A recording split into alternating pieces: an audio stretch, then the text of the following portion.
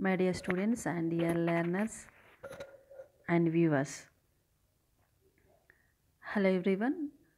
Now we have a topic the effects of public expenditure on production and distribution. Okay, we will have discussion on the what are the effects of public expenditure on production and distribution. Okay, whenever the government is spending money on different activities, we can see the effects on the production and distribution also. So, what are the effects of public expenditure there, and how it is affected on production and distribution? We have the information, the slides. Okay. Earlier we have studied the causes of large increase in public expenditure. It will be useful to explain the effects of public expenditure on the production and distribution in the economy. Okay, we have previous class we have discussed what are the causes are there for the increasing of the public expenditure. Okay, those are all are the useful to understand the effects of public expenditure. Not only the production, it is affected on the distribution in the economy also. Public expenditure is properly allocated and efficiently used can have wholesome effect on the economy. Okay. uh, when government expenditure it is properly allocated efficiently, uh, if the government managed their expenditure efficiently and properly allocated to the different sectors, it can be affected on the economy. It is a positive effect we can see. Public expenditure can augment productive capacity of the economy and improve productivity of its working class. It can also reduce inequalities in income distribution if properly designed.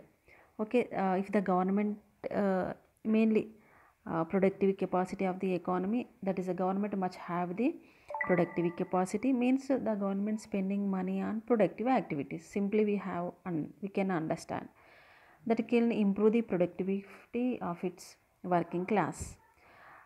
Means definitely it is impacted on the lower section of the people. They will get the income, and it leads to the remove the income inequalities in the country.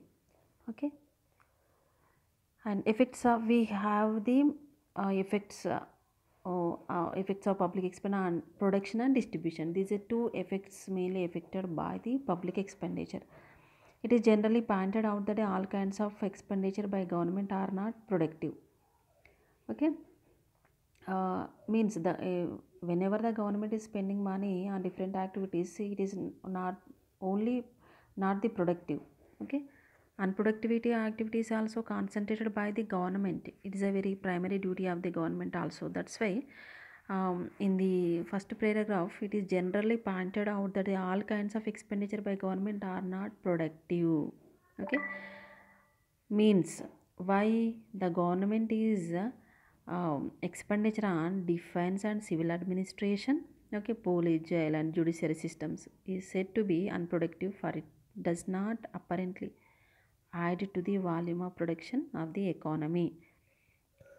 Okay, okay, it is the defensive administration is not getting the, it is not providing the revenue to the government, it is only the unproductive activity to the government. Okay, you have to remember. It is true that public expenditure on defense and civil administration are unproductive directly, and but even then can under certain circumstance in an indirect way promote production and employment. This will be made clear a bit later. Further, the effects of public expenditure on production may be different in the case of developed economy from that of developing economy, for the circumstances in them differ a good deal. Let us first take the case of the developed economy. Okay, public expenditure, it is that unproductivity, the government is not only the productive, unproductive activities also spending is a very important in the developing economy and also developed economy. That's why the effects of production, the effects of public expenditure on production may be different in the developed and the developing economy. Okay, we can see effects of public expenditure on national output at times of depression. Okay, developed economics often find themselves in the grip of a depression or recession caused by lack of aggregate effective demand. At certain times in the developed countries, effective demand falls due to the decline in private investment. Okay, first we can have the example of the developed economies. We are take the how the effect of public expenditure on national output at times of depression in the developed economies. Uh, Compulsory try to in the grip of depression or recession caused by the lack of aggregate effective demand. Okay, if the aggregate effective demand is very lack, we can see the depression or recession in the economy in the developed economies. Okay, at times of depression in an industrialized developed economy, there is idle productive capacity on the one hand and unemployment manpower on the other hand. Like in the industrial developed economy, there is a idle productive capacity. It is a one thing, okay, and unemployed manpower. It is another hand. Okay, the in the times of depression, the industrial developed economy can see the productive what is the productive capacity, how we can employ the unemployment manpower. Under these circumstances, the increase in government expenditure on public works or any other type of investment or even expenditure on defense and civil administration will lead to the manifold increase in income and employment through process of multiplier, as has been explained by J.M. Keynes. Okay, it is a main important the government increasing expenditure on different public works, different investment, expenditure on development on productive and unproductive activities in the process of okay, the Jenkins has revealed the multiplier. Okay, that is a income saving consumption is a very important to uh, to decrease the times of depression. Okay, the increase in aggregate demand will cause fuller utilization of the existing productive capacity and unemployed manpower, resulting in expansion volume of productive employment and national income. So, aggregate demand is a very important in the market. Will cause the full utilization of the productive capacity and unemployment manpower also. It's the expansion of the production, employment, national income. Okay, this will become clear from diagram where along the x-axis we measure national product or income, and on the y-axis aggregate demand, which comprises consumption demand and investment demand. It will see in figure 30.1 following we have the following figure that prior to the government expenditure the aggregate demand curve cuts the 45-degree line representing aggregate supply at point E. Thus OY1 is the equilibrium level of the national product or income determined by aggregate demand and supply. Okay, ultimately the J.M. Keynes is only the that is equilibrium mainly depending on the aggregate demand and the aggregate supply. So aggregate demand, aggregate supply is only depending on the national product or income. Okay, and investment, okay, income, investment and consumption. These are very important to decrease the depression period and development of the economy. Okay, that will we will have a seen in the diagram. This equilibrium level may not be established at full employment level. Suppose full employment of labor and other resources corresponds to the OY2 level of national product. This implies that in equilibrium at OY1 level of income aggregate demand is not sufficient to ensure full employment. If under these circumstances the government undertaken extra expenditure say equal to the EHRG.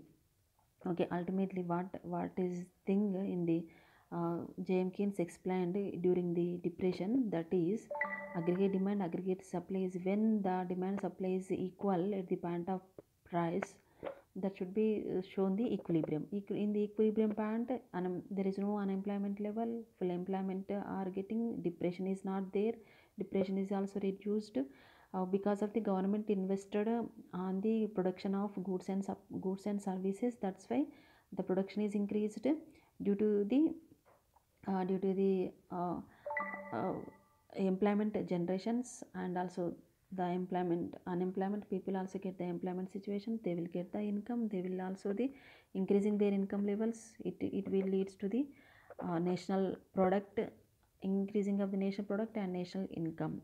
That's why C plus I plus G, consumption, investment and government expenditure, depending upon the magnitude of a multiplier, it will be seen in the diagram. X-axis represent the national output when the national output Y1 to Y2 is increased. Okay, Y1 and Y2, the national output, and this is a consumption, investment and government expenditure. Okay, when the national output is going to be increased, the consumption, investment, government expenditure is also increased. C plus I, it is the initial stage of the investment and consumption. Next, C plus I plus G, consumption, investment and government expenditure. Okay, this line to this line, it is the increasing of the public expenditure is shown in this diagram. Okay, EH is the gap of the gap, it is increasing, it shows the EHRG, it is government expenditure is increased. Okay, at point of E, the aggregate demand and supply is equal. Okay, aggregate supply, aggregate demand, this one equal, and when the point of C plus I and R, this one is the Y is equal to C plus S, it shows the income is equal to consumption plus savings. Now we have to say it also in figure increase, expenditure will cause to equilibrium level shift to OY2. Okay, a level of national product resulting in a higher level of employment. Okay, if the see Y1 to Y2 the production is increased, definitely employment is also increased, definitely we have to see the government expenditure also increased. The input output is increased, definitely the demand is also the increased. C plus I to C plus I plus G. Okay, equilibrium point is also E plus E to R is increased of the full employment situations when the supply, the OJ and demand, when the is interacted intersected at point of R, it is also show the full employment situations occurred or the equilibrium point of the um, equilibrium point. It may be noted the magnitude of a multiplier depends upon the propensity of to consume of the people. Marginal propensity to consume of the people. What amount of consumption is consumed with additionally by the people. From the foregoing analysis, we conclude that the increasing government expense preferably financed by borrowings from the banks or printed new notes at times of depression will raise aggregate demand and thereby lead to the multiple increases in national product. Okay, government in every time not have the sufficient money, compulsory the government is have the deficit financing, that's why the government is borrowing some amount of money from the internal and external resources. Okay, that's why the government is decrease the times of depression in the developed economies. Okay, full employment is also attained. The increasing in public expenditure cannot raise the production through raising aggregate demand. Definitely, the full employment situation is occurred only with the raising aggregate demand only. Okay, if the aggregate demand is increasing, definitely the production is ultimately increasing. The production is increasing due to the government expenditure is also increasing. So instead price will also raise. However, even in developing economies such as India are always in which government expenditure, if judicially planned, can promote production. So in the developing economies like India, if previous slides we have discussed developed economies, how the government expenditure effect on production in the developed economies. Okay, at the time of depression. Okay, in the like we have take the example in developing economies like India is also expenditure is incurred on different projects for the development of the economy and for the increasing of the production and productivity and to reduce the unemployment situation in the country. So not how being found the government expenditure on education. Okay, the government is also building the human capital, the government invested on a human investment. So the for the production of the skilled people. Okay, so that's why the government spending on the uh, social infrastructures or social overheads for the development of the society with the human capital. So thus, besides raising the level of production, the government expenditure can influence the pattern of production and consumption of output. By diverting resources through subsidies and bounties to backward regions, it can promote growth of output in backward regions. So, in the developing economies, compulsory the um, backward states, the government should concentrate on those are the reasons to remove the income inequalities to reduce the regional inequalities. Okay, these are before these slides are discussed effects of public expenditure on production. Okay, the productivity are powers to produce and save. If they promote the production, promote the productivity is increased, definitely we can see the save and also power to produce and the reallocation of the resources to the different sectors. Okay, this is the effects of government expenditure on production. Now we have see the effects of public expenditure on distribution. Okay, in the modern times the government modifies the free working of market mechanism in respect of income distribution, not only through devising proper tax structure but also through various forms of public expenditure. Through public expenditure, the government redistributes income in favor of the poor.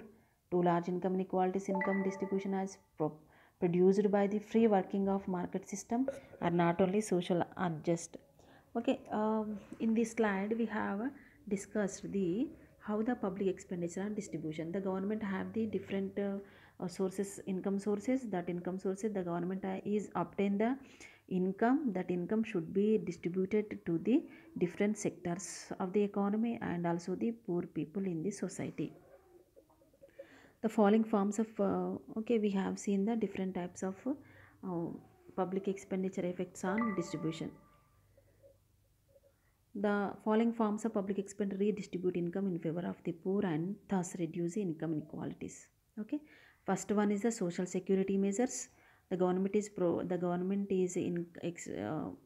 government expenses incurred on the social security measures l- like old age pensions, okay, and sickness benefits, unemployment sickness like that. So in India, only in recent years, some state governments such as those of Haryana, Punjab, Delhi have introduced the old age pension schemes. Now in the capitalistic countries such as USA, Great Britain, in social security system to help the people emerged with the idea of welfare state, and these countries governments spend a large sum of money on the social security system, okay, for the welfare of the people in the different countries in the world, and different states also introduced social security measures for the welfare of the people. Okay, for that the distribution, uh, how the government spending more money on the different social security measures, that leads to the effect on the distribution of the income of the government. Expenditure on subsidies, the government is uh, spend on different subsidies like food grain, sugar cane, kerosene oil are sold through ration shops. Okay, this is a one of the distributions. Okay, the government have providing the subsidies on fertilizer seeds to the farmers, and the government has a reimbursement to the education students. Okay, the government has a reimbursement to the hospitalities for the patients. Okay, these are all are the government spend on the subsidies reimbursement to the people. For the poor section of the people, they will benefit from this government expenditure on the purpose of distribution. Social expenditure and social infrastructure. The government is a responsibility to provide the facilities to the poor people of the society, like education, free education, free health facilities to the people, and housing and hygiene maintained by the government to the welfare of the people. That's why the government is introduced the so many housing schemes, employment schemes, education schemes, health schemes for the development of the welfare and sociological development of the people. For that purpose, the government spending must be spent on social infrastructure or social overheads to it leads to the welfare and social development of the people. Entire expenditure on poverty. Okay, poverty, it is one of the sociological problem, economic problem to the it is a compulsory government responsibility eradicate this poverty problem through the many schemes. Okay, that schemes will also to reduce some rural poor and urban poor also. Rural with rural poor is reduced by the MGNREGA program. Okay, and the government is also expenditure on different rural and urban poor urban poor programs. The government's poor programs to develop to uh, eradicate the poverty in the country. Okay, encourage to labor intensive industries. Okay, labor intensive industry very important because of the India countries they have the large population. That's why labor intensive industries must be encouraged by the government. The people invested also um, uh, to concentrate on the labor intensive industries, because due to that the unemployment situation will also to be decrease. Negative income tax to achieve more equal distribution of income. So last but not least, to achieve more equal distribution of income and make a big dent into the poverty problem, a proposal which has been recently put forward by some economists in the USA, Great Britain, is introduction of negative income tax. So the name shows it is a tax, but in fact it is a form of expenditure called transfer expenditure. In the negative income tax scheme, payments are made by the government to the poor to raise their incomes. Under this system, government has first to define poverty income standard for poor families of different sizes. Then it makes payment in the form of direct money transfer to bring the incomes of the families up to the standard, or at least to close a large part of the gap between their income and poverty income standard. Okay, negative income tax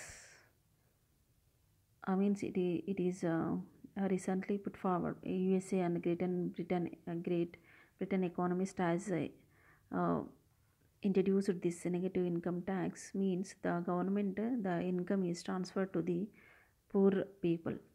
Okay, uh, payments are made by the government to the poor, raise their incomes. Okay, who are in the low income groups, they cannot have the income tax, and because of the income is going to the increase of the poor people, if they don't have to pay the tax to the government. Okay, these are all are the effects of the public expenditure on production and distribution. So how it is if the government is increasing their amount of money on different type of development and non-development activities, definitely it will affect non production and distribution. Thank you all for watching.